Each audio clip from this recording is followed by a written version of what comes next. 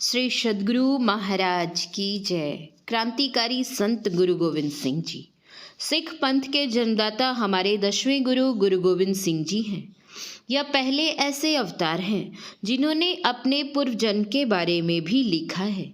इसके अलावा पूरे विश्व के साहित्य में वे एक ऐसे बालक हुए हैं जिन्होंने धर्म की रक्षा के लिए अपने पिता को बलिदान हो जाने के लिए कहा। वे सिखों के अंतिम गुरु थे तथा उनके बाद गुरु काल समाप्त हो गया था। पूर्व जन्म का इतिहास विचित्र नाटक में गुरु गोविंद सिंह जी ने अपनी आत्मकथा को कविता में लिखा है।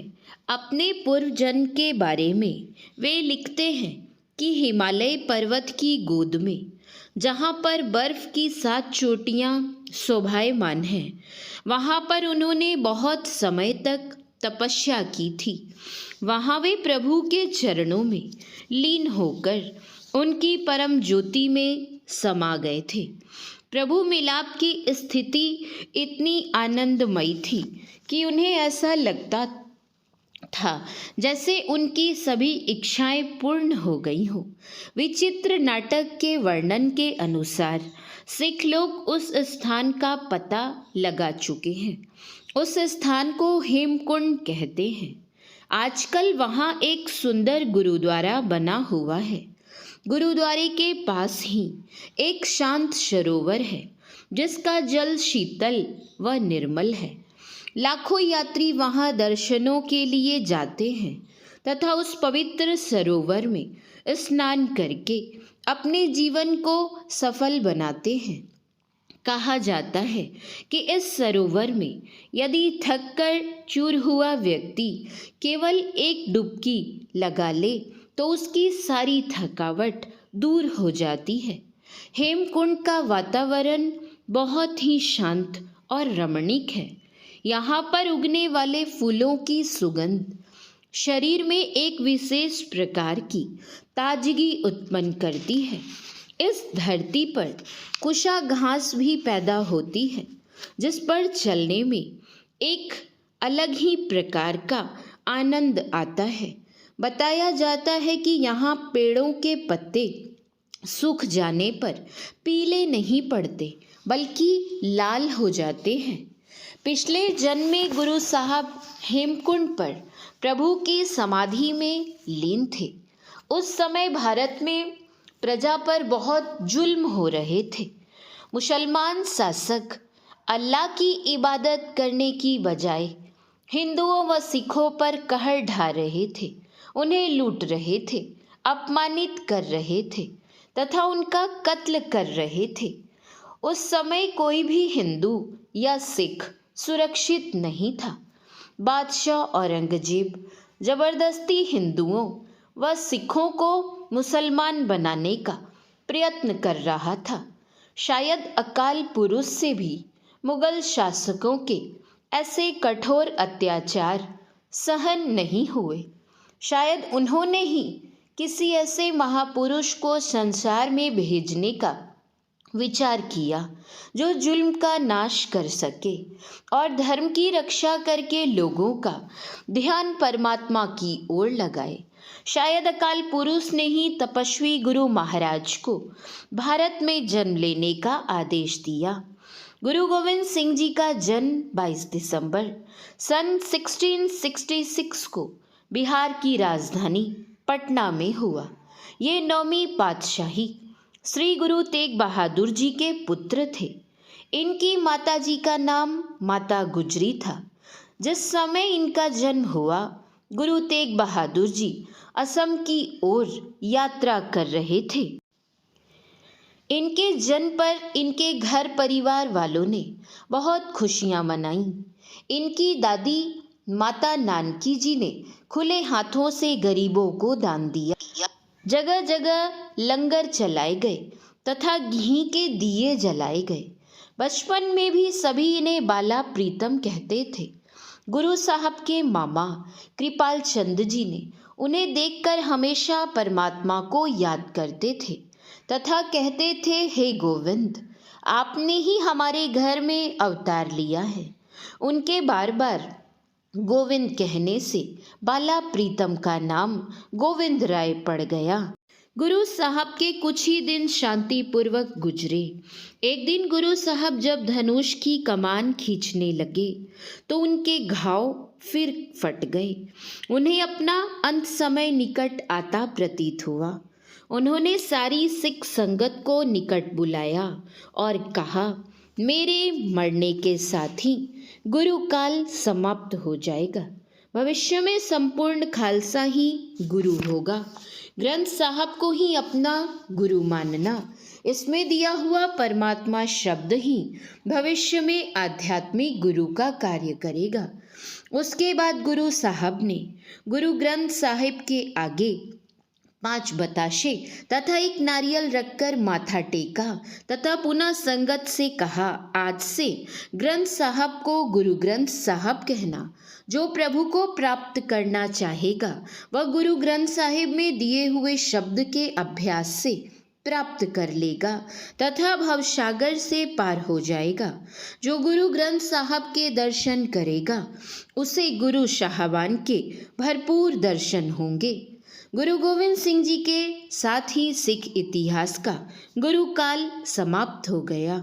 आज भी अरदास गुरु साहब के आदेश वाले इस वाक्य को पढ़ते हैं जिसमें उन्होंने ग्रंथ साहब को गुरु मानने का आदेश दिया था। आज्ञा भई अकाल की तभी चलायो पंथ, सब शिखन को हुक्म है गुरु मान्यो ग्रंथ। गुरु ग्रंथ जी मानी हो प्रगट गुरा की देह, जो प्रभु को मिलबो चहे खोज शब्द में लेह। अंत में डॉक्टर चंद्रकांत बाली का कथन प्रस्तुत है। जो भावुक सूर्य की तेजस्विता और चंद्रमा की शीतलता को एक साथ देखना चाहे और जो अग्नि वरुण को गल बहियां डाले देखना चाहे तो गुरु गोविंद सिंह जी का जीवन चरित्र पढ़ें तथा दशम ग्रंथ का पाठ करें। श्री सद्गुरु महाराज की जय। महर्षि में ही दिनचर्या उपदेश से गुरु महाराज का प्रवचन। सिर दिया पर सार न दिया। प्यारे लोगों, मनुष्य को अपने शरीर से बढ़कर प्रिय दूसरा कुछ नहीं है, चाहे उसके पास कितना भी धन हो। जब शरीर छूटता है तब सबको छोड़कर चल देता है। जब सबको छोड़कर चला जाना ही होता है तो उसमें लिपटकर उसकी ममता में रहना ठीक नहीं। जो योग ज्ञान में पूरे होते हैं वे शरीर से विरक्त होते हैं। मुझको महाभारत की कथा याद आती है। कौरव पांडव के पितामह भीष्म थे। उन्होंने पिता को खुश करने के लिए प्रतिज्ञा की थी, मैं विवाह नहीं करूँगा। इस कारण पिता से उन्हें वरदान मिला था कि तुम्हें इच्छा मृत्यु प्राप्त हो। महाभारत के मैदान में उन्होंने मरने का ठीक ठीक हाल पांडवों को बता दिया। यह अपने शरीर से उनकी विरक्ति थी। उन्होंने दूसरे की भलाई देखकर अपने प्राणों का मोह छोड़ दिया। जो पूर्ण ज्ञानी होते हैं वे दूसरों की भलाई के वास्ते अपने प्राण छोड़ देते हैं। गुरु गोविंद सिंह जी का जन्म पटना में हुआ था। उन्होंने विचार किया कि यवनों का दमन कैसे होगा। एक सभा हुई, उसमें उन्होंने कहा कि भारत में जो सबसे अधिक कीमत की चीज है उसका बलिदान हो जाए तो भलाई है। उन्होंने अपने पिता तेग बहादुर जी से कहा कि आपसे बढ़कर कीमती और क्या हो सकता है, इसलिए आप अपनी बलि दे दें। यह सुनकर तेग बहादुर जी दिल्ली चले गए। दिल्ली का जो बादशाह था उसने तेग बहादुर जी से कहा कि आप अपनी करामत दिखाइए। उन्होंने करामत नहीं दिखाई। उन्हें कैद कर लिया गया और कहा गया कि 1 महीने के अंदर करामत नहीं दिखाइएगा तो आपको फांसी दे दी जाएगी। 1 महीना बीतने पर भी उन्होंने करामत नहीं दिखाई तो उनको फांसी दे दी गई। उन्होंने सिर दिया पर सार न दिया, अर्थात सिर दिया पर असली ज्ञान नहीं दिया। गुरु गोविंद सिंह जी के पुत्रों ने भी लड़ाई की। ये लोग लड़ाई में दुश्मनों पर भी दया करते थे। लड़ाई में यदि कोई दुश्मन गिर जाता था तो इनके एक शिष्य उसे भी पानी पिलाते थे। एक दूसरे शिष्य ने गुरु गोविंद सिंह जी से जाकर कहा कि यह दुश्मन को भी पानी पिलाता है। गुरु गोविंद सिंह जी ने उसे बुलाकर पूछा कि क्या यह सच है कि तुम दुश्मनों को भी पानी पिलाते हो? उसने कहा कि हाँ, सच है। जो गिर गया वह दुश्मन कहाँ रहा। गुरु गोविंद सिंह जी ने बहुत बड़ा काम किया है। तीसरे गुरु के दामाद ने अमृतसर में तालाब खुदवाया था। उसके किनारे एक मंदिर है, वह पहले सोने का नहीं था, पीछे बना। इन सिख गुरुओं ने बड़ा काम किया। इसके बाद अंग्रेज आए, होते होते कांग्रेस आई। इस तरह से सब बदल जाते हैं। इस अदल बदल में कोई सुखी नहीं रह सकता। इसको छोड़ने के लिए संत लोग ज्ञान भेद बतलाते हैं। इसीलिए हम लोग संत का आदर करते हैं। जितने संत हुए हैं सभी का संत मत है। संत मत इसलिए कि सभी संतों को मानते हैं। अगर दक्षिण भारत के संत और उत्तर भारत के संत नहीं होते तो लोग असली ज्ञान को नहीं जान पाते। सहजोबाई ने कहा है, चलना है रहना नहीं, चलना भी स्वावीश, सहजो तनिक सुहाग पे, कहाँ गुहावे शीश। इस शरीर से विरक्त रहकर संसार का काम कीजिए। श्री सद्गुरु महाराज की जय। श्री सद्गुरु महाराज की जय। श्री सद्गुरु महाराज की जय।